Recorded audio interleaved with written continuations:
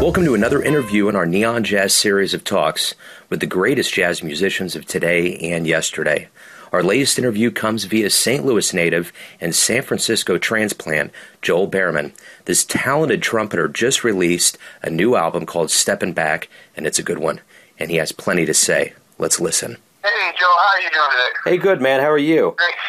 Thank you for taking your time out to talk with me. We are a Kansas City-based radio show, and we love interviewing guests and getting a real good insight into jazz. So thank you for joining us.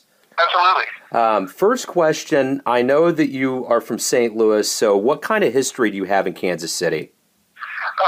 Yeah, I tell you, it was tough for me to get out of Kansas City. I stayed in St. Louis up until I turned about 18, and then I left for college. And so in that time when I was playing in St. Louis, it was mostly just there. And of course, like in Illinois, I grew up in Illinois, and I was in the school system in Illinois. So all my concerts that were in like state, and like involved like all state and those kind of competitions were all, in Illinois or Chicago or Peoria, stuff like that. So I really didn't get to play in Kansas City until I got to like do some touring with. I played for a while with Casey and the Sunshine Band, and I was actually just there recently.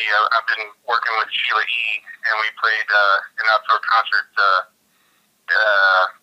in Kansas City. So that was the last time I was there. Was maybe about 4 or 5 months ago. Okay, cool. But, yeah. Very good. So you growing up in St. Louis, how did that groom you to love jazz? Well, I tell you, St. Louis is a great city. It was very blues based, and when I was younger, it was more popular to play more traditional Dixieland kind of stuff. So I got in. I actually started in my grade school. The band director had a Dixie band, and so we got to play tunes like St. James Infirmary and Bourbon Street Blues, and that was kind of my first introduction. Was right at the very beginning, which was very cool. And from there, I started going to some jazz camps, like Eastern Illinois University was a big one, and then Illinois State, and a few others. But there was a band director or a trombone player named Al Horney, who was a trombone professor at Eastern Illinois University, and he really kind of hit me to a lot of different stuff. There was also a trombone player at Scott Air Force Base named Scott Crump, and he was definitely pushed me towards a lot of jazz trombone players. I started on trombone. I didn't really start playing trumpet until, at least seriously, until I got to college. But I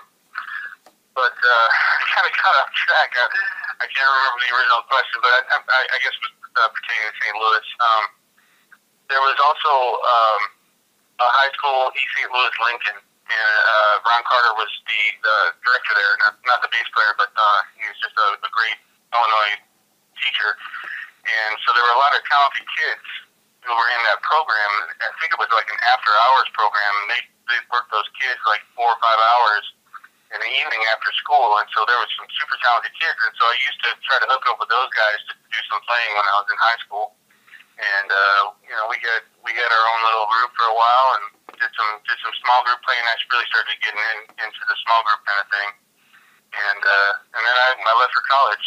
But St. Louis, it has a rich jazz tradition, I guess, and unfortunately I didn't really get to experience too much of it other than just within the school system. And then when I left, it was I never really came back to settle. So. Well, you must be reading my script. You actually segued pretty well into, I was going to ask you when you started playing the trombone and trumpet. So I'm going to go into another part of the beginnings of your life here and talk to me about how your family and how they got you interested in musical pursuits. Well, my mother played piano, and we had a piano in the house, and so I started messing around with it, and she actually taught me a few things, just beginning-wise on piano. So that always helps to have, just some kind of basis on piano or any instrument for that reason, but definitely piano. And she was a music teacher as well. She taught at like parochial schools, in the Belleville area, and so that just kind of helped with the groundwork. And then when I started in fourth grade, I was going to this school called Queen of Peace, and the band director's name is Vicki Smollett, and she's a great trumpet player in the St. Louis area. And all the kids in the class were asking for their instruments. They wanted to know what we all wanted to play, so everybody was saying trumpet, trumpet, trumpet. And so when it came to Joel, what do you want to play? And I said trumpet. And then a week later, I got a trombone. And I didn't know the difference, so I just started playing it. My best friend was playing it, so it kind of worked out that way. Well, I ended up switching schools after that, and after that year. But in the summer, I started taking private lessons.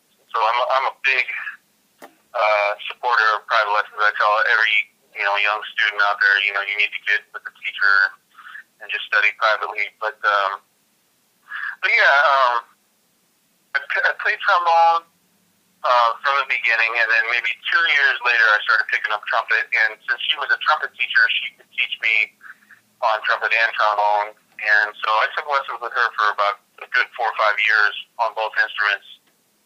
And then I started studying trombone with this gentleman called Brett Stamps. He's the director, the jazz director at Southern Illinois University at Edwardsville. And so he started hitting me to Wayne Shorter and all the really more kind of groundbreaking jazz artists at the time, I guess. So that's kind of where that took off from there. Very cool. So talk to me about moving to Miami at 18 and how that scene influenced you. Well, it's you go from high school and that well-rounded curriculum to a college and a university where you're a little bit more focused. Although, since it is a university, you still have to take those general studies, which I wasn't a big fan of. I would have rather just jumped into playing music. I was pretty much committed to being a musician early on. But yeah, the scene there was such talent there. It's a pretty infamous school for if you want to call it that.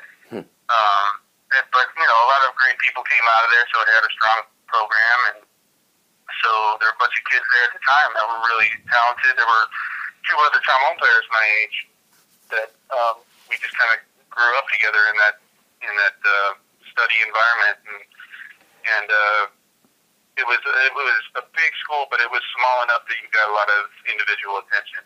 Absolutely. And and they were more of a they were big band oriented, but they were also combo oriented. So we got to play in ensembles that were kind of based in Horace Silver or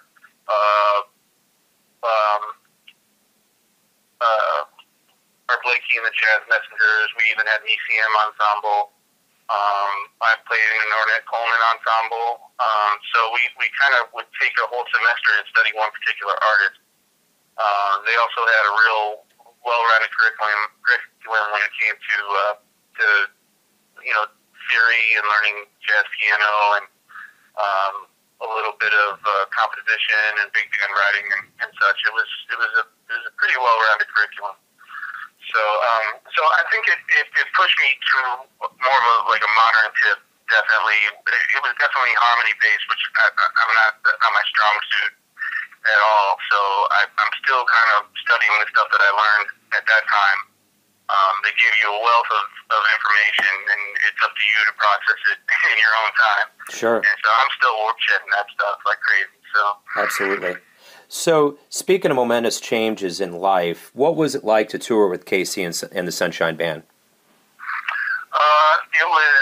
It was nerve-wracking, but it was exciting, and it was definitely a learning experience. I say it was nerve-wracking because I had gone to college to play jazz, and I had even left at the end of my sophomore year. I drove up to New York and Boston, and I visited a couple friends, but I stayed in New York, and I auditioned at New School and at Manhattan School, and I got offered a pretty decent scholarship, but it wasn't enough for me to be able to afford to live there. So I ended up staying in Miami, and then in the fall when I came back is when I ended up getting offered that gig. So So I took it because it was a great gig, and it was good money. It was something I needed at the time, and but it wasn't a bebop gig, and so it was a little nerve-wracking. But you still learn a lot from playing, a show in a different genre. And I really just it was one of those things where I really cut my teeth, and it kind of set me up for future gigs. I was playing trombone at the time, mostly, but I was still in school, and so I could still practice on the road and do my thing. But I still had to learn how to play in that type of environment, and it taught you how to play out, to play strong and be present on stage. And then, the whole showmanship thing, and, learning how to do the dance moves and be an entertainer, and then the other invaluable thing was just the road chops, learning how to be on time, not to piss anybody off and gel with folks and just be a member of a group was invaluable experience. Very cool. So you finally moved to Frisco. You've been there for 11 years. Why did you move to Frisco, and how has that scene influenced your playing? Okay, well, there's several reasons why I moved here. Two of the main reasons were the girl that I was seeing at the time lived in San Jose, and I was ready to leave Miami, and I knew I was going to move out to the West Coast, and I wasn't sure if I was going to live in LA or the Bay Area. And so I had a month to just kind of stay out here for a while. I stayed with her, and there were already some kids that I had gone to school with that were already out here, and they were kind of established in the scene. So I touched base with them and talked to them about it, and more LA wasn't looking like the right place to go. So, and I saw a couple shows when I was out here. One of them was Pete Escobedo. He opened up a new club in Alameda, and so I went to see the show and sit in with a couple of the bands that were playing there, and I just kind of liked the intensity, and it kind of had an East Coast vibe to it, as far as just being kind of artsy and just kind of grassroots kind of scene. So that was very tempting. And then, of course, having a girlfriend out here made it pretty easy too. She ended up I married her about 4 years ago. It took a while, but we finally tied the knot. Cool. But so it was like those were the two main reasons. And then, of course, it's a beautiful place to live. You get the best of everything out there. So, but the scene was definitely one of the most important things, and it's a great music scene. Lots of great artists out here that are doing their thing, and it's great to be involved with all these different projects. If you know anything about Kansas City sports, and I used to really be into sports, I've kind of waned over the years. I always think, man, not only is Frisco one of the coolest towns on the planet, but you guys got the best teams going too. It's like you guys got a little bit of everything going on out there. Oh yeah, definitely. We just had an exciting NFL season, and of course the Giants. Now, I'm a Cardinals fan, so sure. That was a tough playoffs in my household. Oh yeah, I was pretty much outnumbered. Yeah, but it was it was good, and Cards won the year before, and I'm a Giants fan, but I'm a Cardinals fan first. So right on. So yeah, but there's it's fun all the way around to live out here. Absolutely. So your latest album, I got to say, is awesome. I love it. I've spun it quite a bit. Thank you. And talk to me about the process. What was going through your mind when you were making this album? Okay, well, I should kind of expand on stuff that I encountered out here as I kind of grew into the scene. I guess about 5-6 years back, I started playing pretty regularly with this band called, this singer, her name is LaVey Smith, and she has a band called Red Hot Skillet Lickers. She's a great singer. And the band was kind of a four-horn and piano, bass, drums set up with the singer, and they used to do kind of these South Bassy, Ray Charles, really kind of swing-based tunes. And so I really started to get into that mode of thinking where there's something to be said for incorporating the blues and the swing into what you play as a jazz musician. I really kind of consider it, your civic duty as an American to have that in your playing. And so as I started to gravitate towards that philosophy, I wanted to make sure that my album was kind of based around that idea. And the cats that I have on the record are kind of all of the same mindset, for the most part. We all like to play modern stuff. And so you put that in there because that's yourself. But I wanted to have those roots in the music as much as I could. And so, and even as far as the instrumentation I chose, it was kind of the three-horn flaky horse silver concept. And then the drummer was Howard Wiley, who's a great saxophone player, but he's also an extraordinary drummer. And Howard he's really a great soldier when it comes to swing and blues. And so he ended up being the perfect guy to have on drums. And then Marcus Shelby is a bass player, and he has his own big band, and then it's various forms of small groups as well. But Marcus is very based in those things too. He's very based in Ellington, and just is a real authentic form of jazz. And so that's kind of what I was going for, was to have that in there and have that be the focus, as well as having a San Francisco based crew to feature some great musicians on the West Coast. So, are you out busy promoting the album right now? Yeah, trying to. I have a publicist, her name is Terry Hitsey, and she's been on the case for me. And then it's been really tough to try to get gigs in the area. And I'm not one that I have a tough time following up with people and hounding people for gigs, but I'm starting to figure out that you just have to do that. I actually have another friend of mine who's going to try to rustle up some gigs for me too. And it's been a slow go as far as getting out there and performing live. I perform live with a ton of other groups, but it's been a long time since I played under my own name.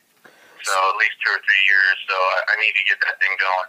Gotcha. So it's been kind of rough. Absolutely. So talk to me about the albums and collaborations that you've done over the years. Well, it's been a strong mix of different things.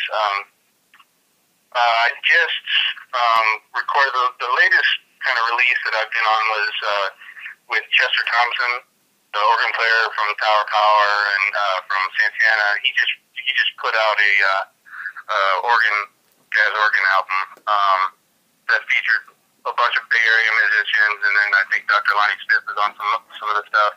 Howard Wiley was playing tenor saxophone on it, and so I got called in not to really be a soloist on the album per se, but just to play some trumpet and trombone stuff, like playing on the head and things like that. But I'm really happy to be a part of that because it was a great project and it's doing pretty well. So there's that. There was Marcus Shelby put out an album about 2 years ago, a big band recording called Soul of the Movement, and I was playing trombone on that record.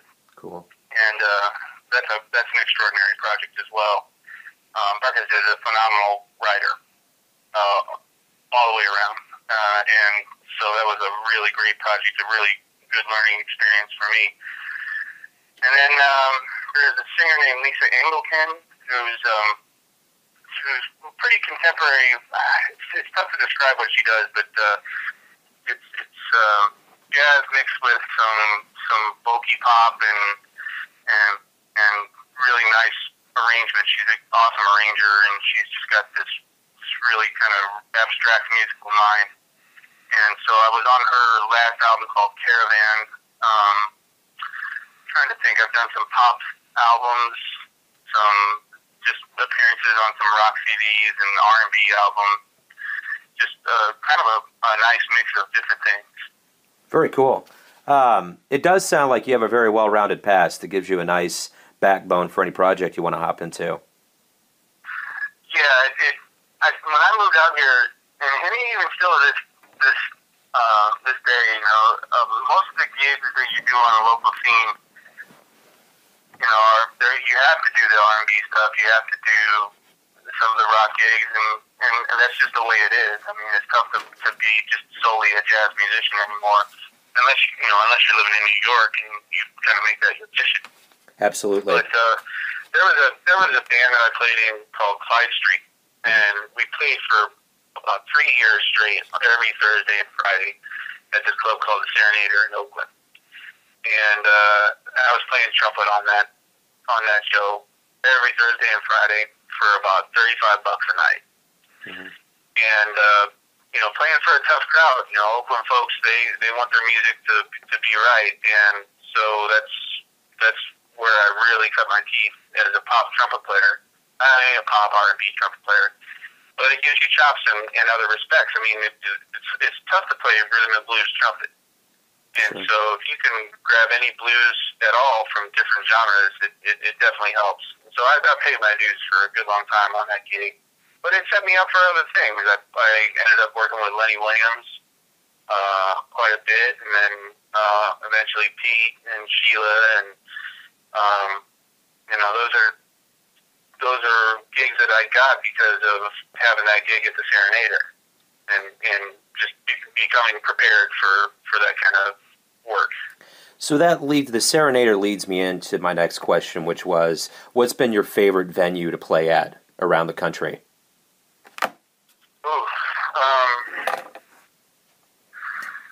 Well, that's a tough one. I mean, there's so many good ones. It's always nice to play at Yoshi's here in Oakland, and they opened one in San Francisco. San Francisco just opened up a new jazz center. SF Jazz, the organization, has a new concert hall, and it's strictly devoted to jazz, and it's like a 700 capacity hall. It's beautiful. I played a show there a couple weeks ago, and it sounds awesome. So cool. That's one of my new favorites for sure. When I was growing up in St. Louis, I got to play in Powell Symphony Hall with the youth orchestra. That's an awesome venue. So yeah, I don't know that I can say I have a favorite venue per se, but I do have ones that I really enjoy playing at. That's as far as I can go with that one. That's cool. So I noticed on your MySpace page you have quite a few jazz cats that have influenced your playing, like Wayne Shorter, Miles Davis, Woody Shaw. And then you have a crop of Seattle acts from the grunge scene, Nirvana, Soundgarden, Stone Temple Pilots. How do you mesh those together? How have they influenced you? Well, that's kind of an interesting thing, and I think it influenced me during a certain period of my life. When I had first moved up to San Francisco, I wasn't really into the straight ahead thing so much. I think I wanted to do more of a rock fusion thing. And the 3 or 4 years prior to me moving out here was when I really started to explore groups like Soundgarden and Stone Temple Pilots and Jane's Addiction. And I hadn't really listened to that stuff when they were out. When I was in high school, I was listening to jazz and classical, and so I kind of skipped that era. And then all of a sudden, I decided, okay, well, it's time to listen to this stuff, and I really liked it. I enjoyed it. And for a while, I stopped listening to jazz, and I was just listening to that. And then I was always listening to, like, Miles Davis, like, the late 60s, and him getting into the fusion stuff. And then there's this release live at the Fillmore East, and he was doing just this most amazing, just hardcore rocking stuff. I just listened to it, and I was like, immediately, I was like, I want to do that. And so I started this group when I first moved out here, and I called it, first it was called, I can't remember all the different names of it, but it ended up as this group called Bear Cult, which is a name that I'm not too fond of anymore. But anyway, this group had 2 drummers, and an upright bass player, and an electric bass player, guitar, keyboard, and then me and a saxophone player named Joe Cohen, who we were old college buddies, so we had played together for a long time anyway. But this group was all about that kind of thing, just kind of a lot of extended vamps and just mood music, but definitely with some kind of pulse and super intense. And it was really loud, and I used effects on my trumpet, and the saxophone player used effects, and we were using loops, and it was kind of a big thing in San Francisco at the time anyway. It was this like mixed genre of jazz, And so we had a good time while it was running. I did expand my riding chops on that gig. And then it got to be too hard to book that big of a group and that loud of a group, and have the guys come in and say, well, we're playing for $300, so I can pay you guys, 25 each or something like that. I didn't want to do that anymore. So I just started to downsize the group, and then I started to move to more of a straight ahead kind of thing. And so that's where I'm at now. Cool. So, Joel, who are your jazz heroes? Oh, everybody. Definitely Louis. Definitely Duke Ellington. I think Duke is, one of the greatest American composers ever. I'm a big Wayne Shorter freak. I love everything that Wayne's ever done. I love every note that he's ever played. Of course, I like Miles and Freddie and Woody and all the great trumpet players. Booker Little. I'm a fanatic on Booker Little. And concerning trumpet players, there's a bunch of young guys that are out there now. They're like 10 years younger than me, but I really enjoy what they're doing and how they're moving the instrument forward. So, like Ambrose is one of those cats. There's a cat named Jason Palmer out of Boston. He's a really great player. There's some great cats. You got a really good guy in Kansas City. With Herman Mahari. Yeah, he's a great guy. Yeah, he's awesome. I've been checking him out. Tough to find stuff that he's on, but I like listening to young cats too, because they really are. They're expanding the voice of the trumpet, which now I'm in just always trying to keep up with those guys too. But yeah, I have my nest of cats that I go to.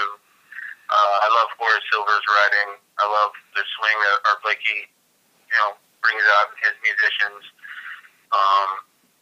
And like cats like Kid Ory on trombone. I like a lot of different trombone players. Curtis Fuller, J.J. Johnson. I like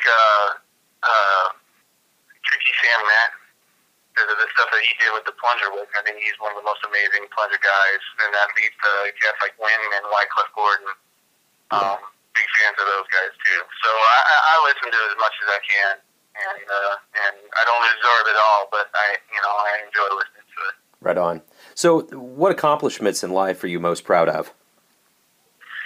Well, I tell you, it takes a lot to move to a new city and get to a point where you can live off of your playing. So I guess I don't know that I'm proud of it, but I know that I'm happy that I actually did that. It can be really difficult, and it can break a lot of folks, and you just have to be patient and just kind of keep pushing towards that. I am really proud that I put out the CD. That's something I never considered I would be able to do on my own. And it took a lot of money to do it, and I just kind of saved up and put money out on it, and so I'm happy that it's out, and now that it's out, I want to do it again. So I'm just going to try to keep that process rolling. So that, and I'm proud of the gigs that I've done, the traveling gigs too. I'm proud that I play with KC. That was a good long run. That was 5 years, and then working with Lenny Williams. Lenny's an awesome singer, an awesome performer. And Pete Escovedo and Sheila. Sheila's amazing. Pete's amazing. I mean, these are all gigs that a lot of folks would just kill to have, and I'm really happy that I've had the opportunity to work with these folks. Speaking of folks, if you could go back in time and meet one jazz musician from any era, who would they be and why? Well, that's a great question.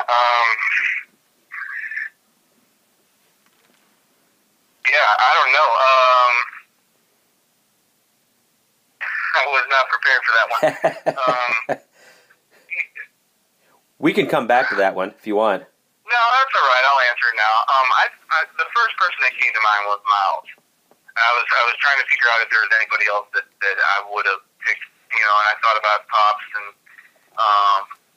Duke Ellington, but I think Miles, for me, is the most mystical of all jazz musicians. I think I'd ask him, what is going on in your head? And he'd probably tell me to, well, I can't say what he'd probably tell me to do, but he was one of those guys that changed the course of music, changed the course of jazz, but and music, 3 or 4 times in his career. So, wow, I'd ask him, I'd just ask him, what were you thinking? Yeah. Well, I'll tell you what, you're preaching to the choir. My son's name is Miles, so I'm on the Miles wagon myself. Oh, absolutely. So, let me ask you, do you live with any regrets? Yeah, I every time I start thinking that I live with I have regret something, or I come back to, those things that you think you regret are things that have given you perspective up until this point. So, I could have made it work in New York and gone there, but then I wouldn't have gotten a gig with KC, and I wouldn't have met my wife. I wouldn't have moved out to the West Coast. I really love the life that I live right now, even though I might not be where I want to be musically or, experience-wise, but I'm still happy with what I got, and I have a voice just like anybody else, and I'm going to spend the rest of my life making that work. So every time I think I have a regret, I always try to remind myself that's not really the case. So do you remember the first autograph you ever gave out? It must have been with when I was on the road with KC. You go to those shows and even if you're working behind the scenes, which is kind of what it felt like playing in the horn section, but people are such fans of that music and they take it all in.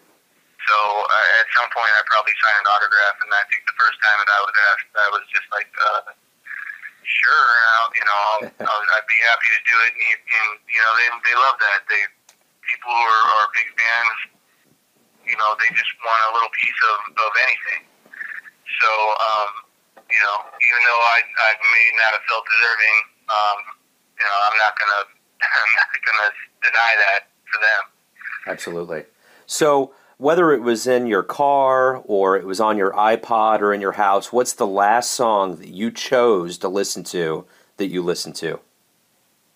Oh, today I listened to Benny Golson, Stablemates. Very cool. Off of the Philadelphians album. Very cool. Yeah, Lee Morgan. I think it's Lee. I could be wrong about that. Now I'm a little scared that I'm saying the wrong thing. But yeah, I love Benny Golson, and I've decided that I'm going to try to transcribe his solo, which is a tremendous undertaking. So, I'm digging on that. Right on. So, what does the future hold for you, Joel? Well, I hope that I can just keep playing jazz. I hope that I can actually move my career more towards playing jazz strictly. Even though I don't want to make that exclusive, I want to keep playing with other types of musicians and other genres. But I definitely would like to have my career centered on playing jazz and writing and producing my own situation, creating new groups and projects, and just being more of a fixture on the jazz scene. I want to release a bunch of more albums. I'd love to release as many albums as I can within my lifetime. Right on. And just become a fixture. First here in San Francisco, and then we'll see where it goes from there. But I definitely want to be more of a part of the scene here. Cool. So finally, as I get towards the end here, in your thanks section on your Steppin Back album, you say, one key to our evolution as humans will be honing our ability to interpret ourselves in the most honest way. This album is a celebration of all those who have. It is about moving forward, using the past, the truth as a guide. That is well written. So are you a poet as well? No. I think I think I was just inspired in the moment of writing that, and it kind of is a summary of what I was feeling about the album, which was there's something to be said for the people who create the music as it happens, and guys like Louis Armstrong, guys like Charlie Parker, John Coltrane, all the great masters, and then the people who were coming up alongside them. We have to look to those folks in order to make what we do real, to make it true. And I think one of the things that as I moved out here, I realized was that you can't skip that. You have to have that in your music in order for it to move on. If you move on without having that in your playing, you're not a true representation of at least what I consider to be jazz in this country. And then it speaks to me too on a personal level, music aside. The more honest you are with yourself, the further you're going to get in life, the better you're going to be to yourself and to other people. And so I really envy and aspire to be like those people that can put all their humility or put all their ego aside and just come from a place of humility where they're just accepting of who they are. Absolutely. Well, I'll tell you what, I've cracked open a lot of CDs and read testimonials, and when I read that, I was like, this is one square cat, and it really resonates through your album. You're a very genuine guy. You have a great talent, and this album's awesome. I look forward to hearing your stuff as the years go by. Man, thank you so much. I really appreciate those words. Joel, Great. You're a cool cat, man. Good continued success, and I appreciate you taking your time out to talk with me. Thanks, Joe. I really appreciate you wanting to interview me, and I appreciate the opportunity. Absolutely. Have a good night, man. You too. Take care. Take it easy. Thanks to Joel for speaking with us at Neon Jazz, and to you for listening. If you want to catch more episodes and interviews, you could search for us on the iTunes Store via Famous Interviews with Joe Dimino. Or for all things Neon Jazz, catch us at theneonjazz.blogspot.com. See you next time.